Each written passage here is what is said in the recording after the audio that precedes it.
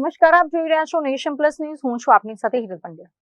Chhota Udepur collector Gargi જૈને આજે માનવતા અને સેવા ભાવનું એક ઉત્તમ ઉદાહરણ પૂરું પાડ્યું છે. રસ્તા પર અકસ્માતનો ભોગ બનેલી એક સામાન્ય આદિવાસી મહિલા લોહી લુહાણ હાલતમાં તડફડી રહી હતી, ત્યારે ત્યાંથી પસાર થઈ રહેલા કલેક્ટર ગાર્ગી જૈને એમ્બ્યુલન્સની રાહ જોયા વિના જ ઈજાગ્રસ્ત મહિલાને પોતાની જ સત્તાવાર કારમાં બેસાડીને હોસ્પિટલ પહોંચાડી હતી.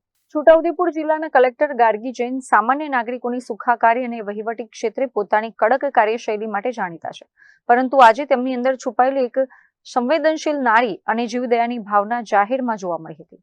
ઘટનાની વિગત એવી છે કે આજે સવારે કલેક્ટર ગાર્ગી જૈન છોટાઉદેપુરના ઐતિહાસિક જાગનાથ મહાદેવ મંદિર ખાતે દર્શન કરીને પોતાની કચેરી તરફ પરત ફરી રહ્યા હતા. તે દરમિયાન જાગનાથ મંદિર નજીકના મુખ્ય માર્ગ પર જ એક ગમખ્વાર અકસ્માત સર્જાયો હતો, જેમાં પાદરવટ ગામના રહેવાસી નીતા રાઠવા નામના મહિલા ગંભીર રીતે ઇજાગ્રસ્ત થયા હતા. કલેક્ટરે રસ્તા પર ભીડ એકત્રિત થયેલી જોઈ અને મહિલાને લોહી લુહાણ હાલતમાં જોતા જ ક્ષણનો પણ વિલંબ કર્યા વગર પોતાનો આખો સરકારી કાફલો રોકી દીધો હતો અને કલેક્ટર પોતે ગાડીમાંથી નીચે ઉતર્યા હતા. રસ્તા પર બેસીને ઇજાગ્રસ્ત નીતા રાઠવાની સ્થિતિ અંગે પૂછપરછ કરી હતી. પ્રાથમિક તપાસમાં જાણવા મળ્યું હતું કે મહિલાને માથાના તેમજ હાથના ભાગે ગંભીર ઈજાઓ પહોંચી હોવાથી પુષ્કળ લોહી વહી રહ્યું હતું અને તેઓ અર્ધ બેભાન અવસ્થામાં હતા. સામાન્ય રીતે આવા કિસ્સાઓમાં લોકો પોલીસ કે એમ્બ્યુલન્સની રાહ જોતા હોય છે, પરંતુ કલેક્ટર ગાર્ગી જૈને વીઆઈપી પ્રોટોકોલ કે પોતાની સરકારી ગાડીના ઠાઠને બાજુ પર મૂકીને માનવતાને સર્વોપરી ગણી હતી.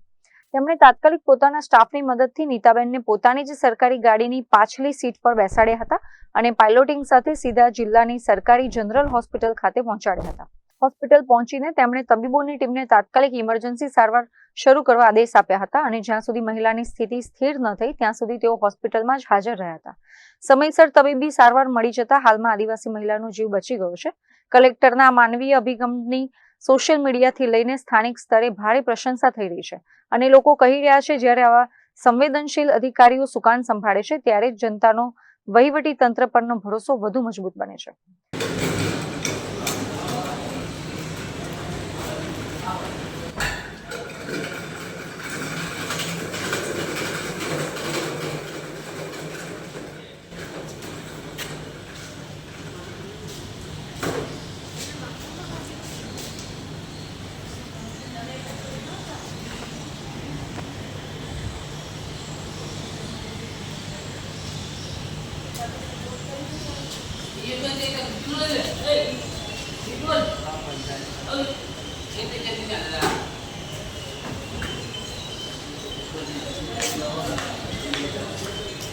Rehan Patel, Nation Plus News, Chhota Udepur. સમાચારોનો સતત અપડેટ મેળવવા માટે અમારી નેશન પ્લસ ન્યૂઝની યુટ્યુબ ચેનલને સબસ્ક્રાઇબ કરો, બેલ આઇકન દબાવો અને જોડાયેલા રહો ફેસબુક, ઇન્સ્ટાગ્રામ અને ટ્વિટર પર.